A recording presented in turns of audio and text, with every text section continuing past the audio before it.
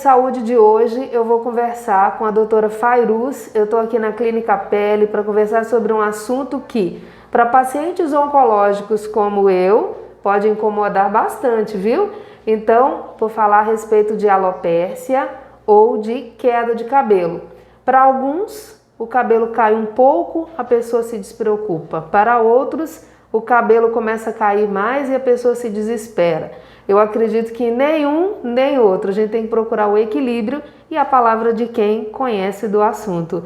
Doutora, tudo bem? Tudo bem, é um prazer. Realmente você tem razão. É um assunto que incomoda muito e gera, na maioria das vezes, muitas dúvidas. E o equilíbrio realmente, o tratamento correto é a melhor saída. O paciente oncológico, quando a gente fala em quimioterapia, alguns fazem quimioterapia, alguns resolvem essa doença através do processo cirúrgico ou dos procedimentos mais novos, como a ablação, os procedimentos da radiointervenção. Uns fazem só radioterapia, são várias as modalidades de tratamento. Isso. E algumas que eu nem falei aqui porque nós não estamos com o oncologista desta vez, né? Mas todos os tratamentos interferem no cabelo de alguma forma, uns mais, outros menos, não é? Mas sempre tem essa interferência. Exato. Eu costumo dizer assim, o cabelo, a pele e os anexos cutâneos, como o cabelo, as unhas, eles mostram muito o que está acontecendo no nosso organismo. Então, às vezes uma pequena virose, agora a gente está vivenciando a Covid, né? E a gente tem visto pacientes até sem sintomas com essa queixa imensa de queda de cabelo. Então, você imagine uma patologia em que o paciente precisa fazer uma cirurgia e uma quimioterapia. A interferência também em relação à cirurgia, uma radioterapia, o paciente perde peso, aquele processo todo que o paciente vai passar, eu sempre explico dessa forma, Diane. O paciente vai passar por um processo em que o organismo precisa economizar, digamos assim, os seus nutrientes para que haja uma recuperação. E aí essa economia, o organismo vai economizar nos órgãos que ele acha que é menos nobre, não para a gente, mas para o organismo. Então o cabelo, a pele vai ressecar, as unhas vão sofrer em todas as modalidades de tratamento. Olha só, gente, como é bom falar com quem entende, né? Na verdade, a queda de cabelo, ela preocupa. Eu acredito que mais para as mulheres, mas existem homens que se preocupam muito com essa queda de cabelo, né? São poucos os homens que não sentem isso, e aí queda natural, e por quimioterapia ou por tratamento oncológico ainda mais, porque a velocidade ela é maior. Muito maior, não é? Né? É um trauma maior porque é de forma mais rápida e não dá tempo às vezes do paciente se preparar para aquilo que está acontecendo, né? Além de todas as outras alterações que ele vai passar, tem essa história da queda de cabelo, né? Na mulher e no homem também hoje em dia é uma coisa traumática. Doutora, para as pessoas que têm a queda total do cabelo, e aí a gente pode lembrar, a gente está perto de outubro rosa, a campanha é de prevenção ao câncer de mama, e a gente sabe que o tratamento oncológico do câncer de mama, ele na maioria das vezes, com raríssimas exceções, o cabelo cai todo. Praticamente no início do tratamento. Exato. Então, quando a pessoa perde todo o cabelo, ainda assim precisa fazer uma visita ao dermatologista, precisa cuidar para que essa vinda de cabelos novos seja feita de uma forma mais equilibrada e orientada? Claro, é um tratamento em conjunto, né, com o nutricionista, uma recuperação daquele organismo. E aí, se a gente puder fazer um tratamento para que aquele organismo tenha subsídios, para que o cabelo que venha a nascer seja um cabelo mais saudável, que isso aconteça de maneira mais rápida, mais efetiva. A gente sempre orienta o paciente que vai ter uma queda rápida, você falou isso muito bem. Então você imagina aquele couro cabeludo que era protegido pelo fio, ele vai ficar totalmente desprotegido. Então a gente tem que ter muito cuidado com a exposição solar. É claro que o paciente nesse tratamento ele vai precisar de banhos de sol, todas essas orientações são importantes, mas proteger aquela região para que não haja trauma, para que o couro cabeludo esteja saudável e, se possível, uma orientação do dermatologista para um tratamento que ajude nessa vinda desse novo cabelo. Potencialize, no caso. Potencialize. Vem um fio saudável, um fio mais saudável, né? O crescimento Quando ele começa a crescer, a gente tem tratamentos que podem acelerar esse crescimento e o fio pode vir mais saudável também. Tanto em relação a medicações via oral, como medicações tópicas, hoje em dia laser também. Então hoje o tratamento já evoluiu muito, a gente tem maneiras diferentes de tratar e de estimular esse couro cabeludo. Que coisa boa, né? Saber que existem várias possibilidades, aí a gente fica muito entusiasmado com isso. Doutora, a gente já viu casos em que a pessoa perde todo o cabelo e aí quando o cabelo volta a nascer, ele volta diferente, é uma surpresa para o paciente. Tem gente que tinha cabelo liso e o cabelo nasce cacheado, nasce diferente. É uma dos questionamentos também. Meu Deus, o meu cabelo mudou completamente. Na maioria das vezes o cabelo vai voltando à sua textura e a sua característica normal. Isso às vezes leva um tempo, né? Você imagina que aquele folículo estava lá, foi danificado, digamos assim, pelo tratamento, né? Porque o quimioterápico é uma medicação que vai atrás no organismo daquelas células que estão se reproduzindo, estão se multiplicando exageradamente, que estão se multiplicando muito, e o folículo é um desses órgãos, digamos assim, é um anexo cutâneo onde tem uma multiplicação muito rápida, por isso que é atingido pelo tratamento quimioterápico, né? E você imagina que ele vai voltar a produzir. Então, muitas vezes o cabelo volta muitos fios brancos, o cabelo volta diferente, volta mais crespo, mas com o tempo e com o tratamento a gente vai conseguindo recuperar essa característica. Essa é a boa notícia, né? É a boa notícia. Algumas vezes ele fica um pouco diferente, mas com o tratamento a gente consegue melhorar muito. Não é para sempre, não precisa se preocupar que vai ser para sempre, né? Mas se gostar também, né, tem que vir aqui. Doutora, tem jeito de permanecer assim? Para as pessoas que não perdem todo o cabelo. Eu disse que vim aqui, fiz uma consulta, comigo está acontecendo isso. Eu tive uma queda muito maior do que as outras que eu já tive. E aí eu vim conversar com a doutora. Doutora, se vai cair todo, me avisa que eu já vou tirar ele todo. Tem a Calma Mediane, que já tem cabelinho nascendo. Então, assim, a doutora pegou uma lupa ali. Quando ela colocou aqui que me deu essa notícia, eu fiquei super feliz com isso. Então, assim, há essa possibilidade também de examinar e de fazer esse diagnóstico, o que está realmente acontecendo com você, para dar os próximos passos. Com certeza, e é muito importante essa consulta, essa avaliação, para a gente ver também como está o couro cabeludo, né? Se o couro cabeludo está saudável. Existem também vários fatores que podem atrapalhar, né? O couro cabeludo mais oleoso, alguma dermatite, alguma lesão do couro cabeludo. Observar que está acontecendo a queda de todo o fio, como você me relatou, mas que existem fios novos que estão surgindo, que às vezes a gente pensa que é o cabelinho que está quebrado, que pode acontecer porque ele fica frágil, mas nesses casos é a queda de verdade do fio.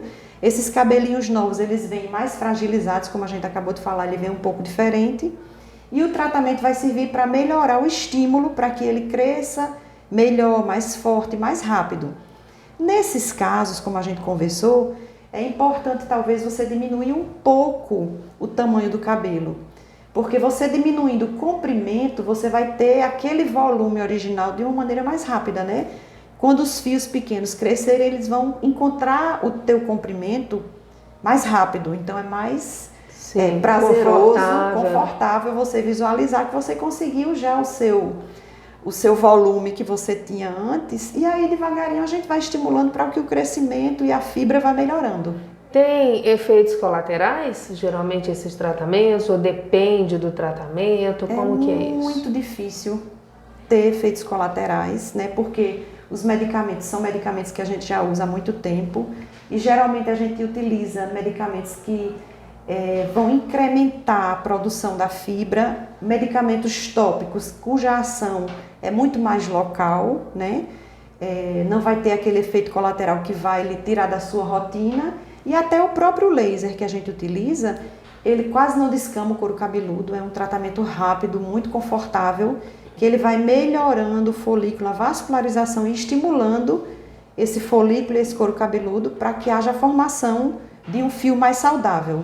Doutora, agora eu vou expandir um pouquinho. A gente sabe que a queda de cabelo ela pode acontecer não somente quando a pessoa está em tratamento oncológico. Existem outros tratamentos que propiciam a queda de cabelo, mas nós estamos passando por um momento, né, que é esse momento de pandemia de Covid-19, que uns foram acometidos por Covid-19, outros tiveram parentes, mas que todo mundo está numa situação mental, numa pressão psicológica tão grande, e a gente sabe que isso também pode interferir na queda de cabelo, não é?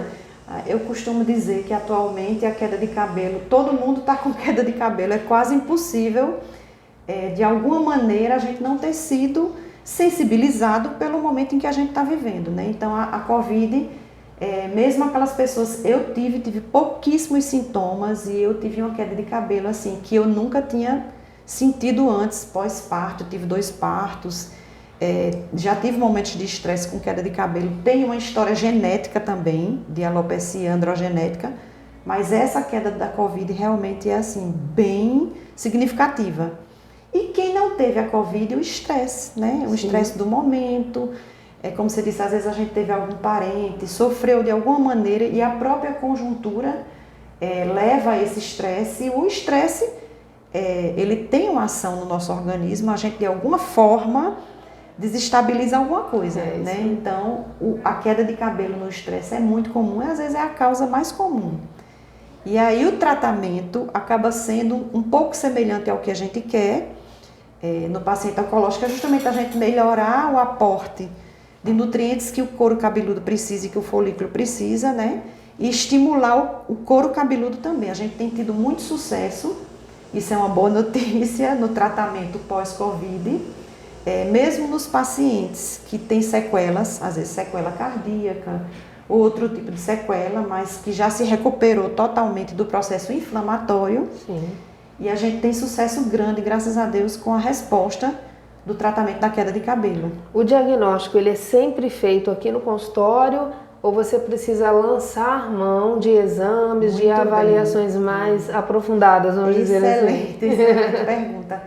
Assim, na maioria das vezes, a gente precisa realmente lançar mão de algumas outras avaliações. Então, é muito importante que a gente faça uma avaliação laboratorial no paciente, porque a gente vai saber, às vezes a gente dá o diagnóstico de um detalhe que estava lá escondidinho, latente, que está sendo uma das causas, ou a causa, né? A tireoide, alguma alteração hormonal, tanto na mulher como no homem, alguma deficiência nutricional. Às vezes não é a causa direta, mas pode atrapalhar o tratamento, né? Então é muito importante a gente afastar, fazer uma varredura desse paciente em termos de diagnóstico laboratorial e o diagnóstico local também, para a gente identificar se não existe de repente alguma patologia dermatológica do couro cabeludo ou da fibra capilar que também esteja vinculada àquele momento daquela queda de cabelo. Nesse caso, principalmente para as pessoas que não têm já um motivo tão claro, né? Exato. No seu caso, no caso dos pacientes que estão na vigência de um tratamento, você está sendo muito bem monitorada, faz todos os seus exames. Sim. Então, já tem um acompanhamento clínico bem apurado, você já chega com o diagnóstico, então isso assim, não tem o que a gente pensar. Porque assim, se eu tivesse uma alteração na tireoide, com certeza eu saberia, porque já vem esse acompanhamento. Eu já diria, né, doutora? Existe. Eu tenho né? isso, geralmente quem vem já assim, eu estou em vigência de tal tratamento, pronto, já é aquele paciente que você não pode perder tempo. Sim. Mesmo, isso é importante também, mesmo os pacientes que chegam com a queixa de queda de cabelo, eu examino, vejo que o couro cabeludo está saudável, que dá para a gente iniciar o tratamento, mesmo solicitando essa avaliação laboratorial, de repente até uma tricoscopia, uma análise mais aprofundada desse couro cabeludo, já existe uma maneira da gente começar o tratamento, para a gente não perder tempo. Agora, por falar em não perder tempo, vou fazer uma outra pergunta aqui, que não tem nada a ver com o paciente oncológico. Quando se fala em não perder tempo, eu vivencio uns amigos gêmeos, e os dois começaram a perder o cabelo. São jovens, bastante jovens, e os dois começaram a perder o cabelo. Então, assim, pode ser algo genético? Provavelmente. E que não pode perder tempo, tem que correr logo para o médico? E a calvície masculina, ela tem várias nuances, né? Ela tem aquela calvície bem leve, que o paciente vai tendo uma queda discreta ao longo da vida, que fica aquele cabelo ralinho. Ou então tem casos em que a calvície começa muito cedo. Os jovens, a gente tem muitos jovens que com 20 e poucos anos já mostram clinicamente a calvície. Então aí nesse caso, realmente você tocou num ponto muito importante, não pode perder tempo. Corre. Porque o folículo fecha e aí só o transplante capilar. Que também é uma boa, né? Uma saída, uma tranquilidade já para quem já perdeu o folículo, Exato. como se fala, que é também, que já está sendo muito adotada, não é? Muito adotada e assim, modernizou muito, evoluiu muito. Hoje você vê pacientes que fizeram um transplante e você não diz que foi realizado um transplante naquele couro cabeludo, né? Mas também é necessário cuidar do tempo, né? Porque, se eu não me engano, precisa ter o folículo em alguns lugares para transplantar. Exatamente, a área doadora precisa ser boa, não é uma coisa que você possa, quero fazer transplante, vou lá e faço, né? Na verdade, precisa de uma análise bem apurada, porque uma área doadora, que é essa área do folículo que não é atingida pela calvície, precisa estar bem saudável para que haja um resultado, né? E muitas vezes a gente precisa até tratar o couro cabeludo anteriormente, aquela região que vai receber o implante capilar precisa estar saudável. Algumas vezes o couro cabeludo está desvitalizado, está envelhecido, está danificado pelo sol, que envelhece aquele couro cabeludo. Então a gente melhora para que haja um resultado melhor do implante. Olha só, hein? Então, de qualquer jeito, não pode perder tempo. O tempo é um fator muito importante. O tempo é um fator muito importante. Quando a gente pensa nisso, né? Exato. Doutora, estou esquecendo de falar algo importante para os nossos seguidores, internautas. Teve uma iniciativa muito interessante de compartilhar o seu momento, o momento que você está vivendo, para você informar, porque a gente recebe muitas vezes o paciente que está passando por um tratamento, seja de quimioterapia, seja de outro tipo de tratamento, com essa queda de cabelo. E como o cabelo é aquela história da moldura do rosto, é uma coisa que é importante para o homem e para a gente mulher, muitas vezes é um motivo até de vergonha, né? Quando, na verdade, quanto mais cedo é o tempo, a gente tratar melhor.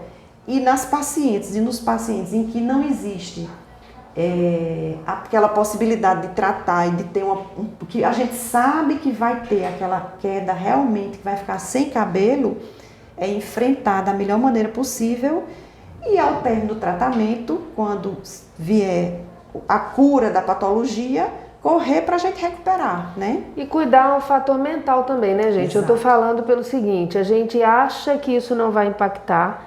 Da primeira vez que eu fui diagnosticada, eu estava muito tranquila, seguindo com o tratamento tudo. Quando o cabelo começou a cair muito, eu fiquei muito impactada, o sentimento era, meu Deus. E eu comecei a ficar preocupada e revoltada comigo mesma, por eu estar valorizando tanto o cabelo diante do que eu estava passando e tendo sucesso. Nossa, mas o cabelo é tão pouco em relação à minha vida. Mas a gente precisa entender que é o seu sentimento. Nós e somos um todo, né? Então, você é surpreendido pelo seu sentimento, lógico, né? E você precisa entender isso. Se está com vergonha, converse, porque converse com o profissional. Se você vier conversar com o profissional, você vai resolver de uma forma muito boa, não é?